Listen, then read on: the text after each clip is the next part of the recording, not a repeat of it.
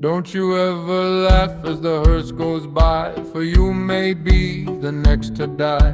They wrap you up in a big white sheet, from your head down to your feet. They put you in a big black box and cover you up with dirt and rocks. Before we get started, this show is for educational and informational purpose only. We're discussing general funeral practices. Every situation, state law, and funeral home is different.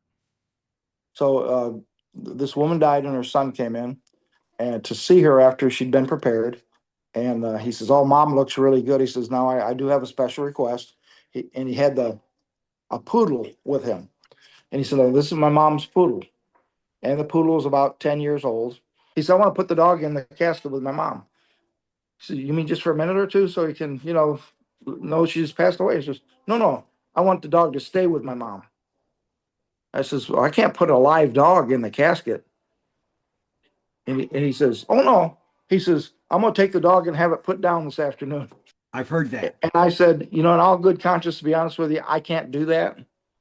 He says, "Well, look," he says, "the dog's 10 years old. She's got cancer.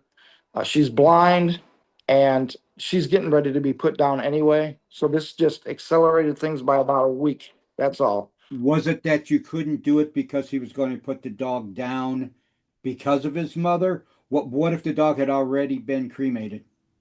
No problem. Okay. 'Cause And so like me, I want my dogs with me. that's fine. You can put their ashes in the Yeah, casket. their ashes. Yeah. And that's what I thought we were going to do. He's going to go get the dog cremated He and he's wanted going to the bring the live ashes dog. back. He brought the whole dog back. And I said, "Sir, I don't know how to embalm a dog." He goes, "That's okay. Just lay her on top of mom." And I said, "Well, I'll have to close the casket." And he goes, "Okay, just close the casket."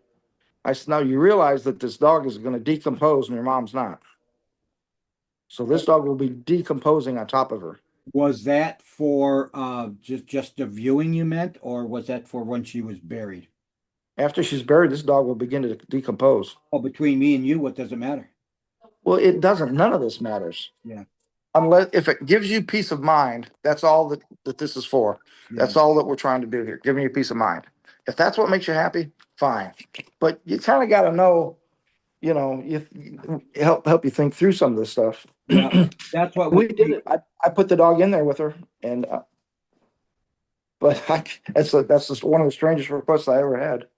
And I was thinking last night about when mom passed away, and I know we talked about it a little bit, but when mom passed away, I thought how much of a relief it would have been off my shoulder, because, it was no secret that mom was not my favorite person on earth.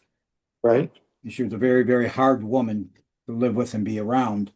And that after she passed away, um, it made no difference to me. Mhm. I thought I'd be not elated, but I thought I would be um my I don't know, like a weight shoulder was such a weight was lifted off my shoulder, I'd have to Mhm. put myself down with an anchor because I'd float away. It Mhm. wasn't like that. The You know same why? the same things that I had the things that was weighting me down were still weighting me down. You know why? No. Because you put the weight on, not her. Oh, true. Yeah. But I thought when she's gone, it's like it's to me it was like running away from a captor, Yeah. you know. And I got away from the captor, but the feeling never went away, Yeah. you know. So Well, they were both our parents were rough around the edges, to say the least. yeah, yeah. How we all escaped there and became halfway functional human beings, I have no idea. But I don't know. How many years were you an undertaker? Funeral director? totally 35. I was in the business 35 years. Yeah. Okay. That's from when I started my schooling till I retired, was 35 years. So what made you want to become a funeral director? Was it something that happened in your life? Something you always, because I know we had family members, Mhm. funeral directors on mom's side, I believe. We did. Okay. And we had a chance to be trained by a great uncle of ours. And our mom told him that none of her kids were interested. Now, I remember talking to our cousin. That was the one on Fort Street, if I remember right. It was, yeah, it was that, yep, yep. And I remember talking to him at some event. He was about your age, I think, wasn't he? I don't know that. I'm I not think sure. I think he was younger than me. And I remember talking to him somewhere. And I was asking questions like every time we got together, I would ask you questions. Mhm. And I would say to him, what do you do with, and here was a question I asked him, when you get a body in and there's been an autopsy, what do you do with the heart, the liver, the lungs have all been taken out? What do you do Mhm. with that? And he said, they put it in a bag. And I thought, okay, so you put it in a bag, plastic bag. I just throw it away in the garbage. I No, didn't know. No, but I yeah, didn't. yeah. You're not allowed to. It's against the law to do that. They're actually treated with chemicals and drying chemicals and embalming chemicals because there's liquid embalming fluid and there's dry embalming powder And where and does drying powders. that bag go? It goes back into the cavity, the abdominal Cavity. cavity. Mhm. Okay, so it doesn't go at the foot of the coffin or anything like No, that. So no. it goes inside the body, back into the Mhm. body. Yep. So if I was to dig somebody up, so if somebody had gone into exhumed the body and there was basically nothing left but a skeleton, there'd be nothing left but a skeleton in a plastic bag. Yeah.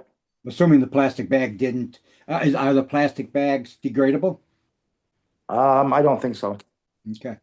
So I don't know what the decomposition rate on a plastic bag is, but probably a very long time because I've got plastic underneath my house that's been there for 50 years. Mhm. It still looks as good as the day it was put down.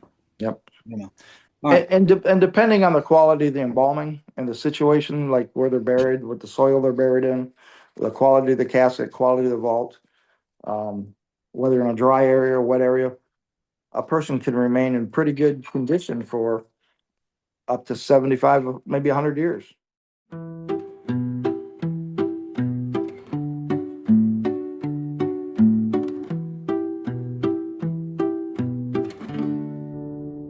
Don't you ever laugh as the hearse goes by, for you may be the next to die. They wrap you up in a big white sheet, from your head down to your feet.